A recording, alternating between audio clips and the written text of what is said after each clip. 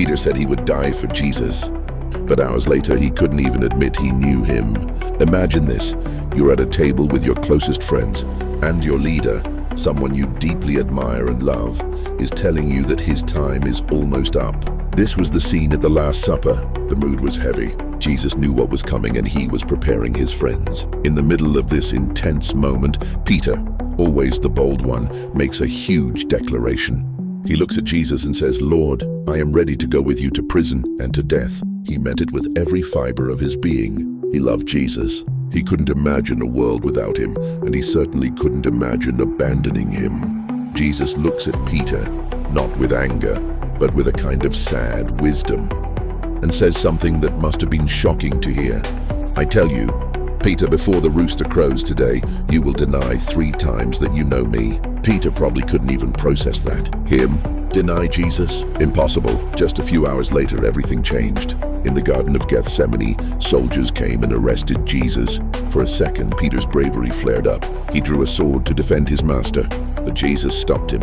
This wasn't a battle to be fought with swords. As Jesus was taken away to be questioned, Peter followed at a distance. He found himself in a courtyard, trying to blend in, warming his hands by a fire. He was scared, confused, and trying to figure out what was happening. Then a servant girl saw him. "This man was with him," she said to the people around the fire. Suddenly, all eyes were on Peter. The fear must have felt like ice in his veins. All his earlier bravado was gone. "Woman," he said, "I don't know him." The first denial. A little later, someone else saw him and said, "You also are one of them." Again, Peter's survival instinct kicked in. "Man, I am not." The second denial. He was sinking deeper, the lie getting heavier. About an hour passed. Another person insisted, "Certainly this fellow was with him, for he is a Galilean." His accent gave him away. This time, Peter got desperate. He started to curse and swear, trying to make his lie more believable. "Man, I don't know what you're talking about."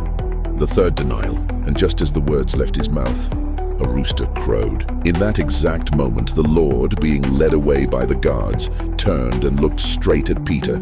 It wasn't a look of anger or disappointment.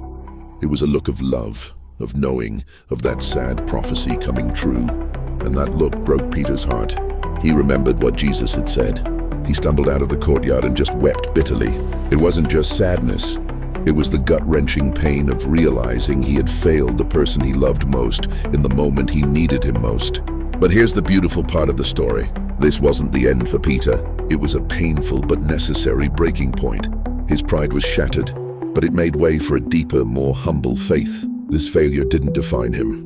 It was his restoration by Jesus that would. His story is a powerful reminder that even when we fail, even when we fall short, there is always a path back. Thanks for watching, and watch out for the next episode. Subscribe and share.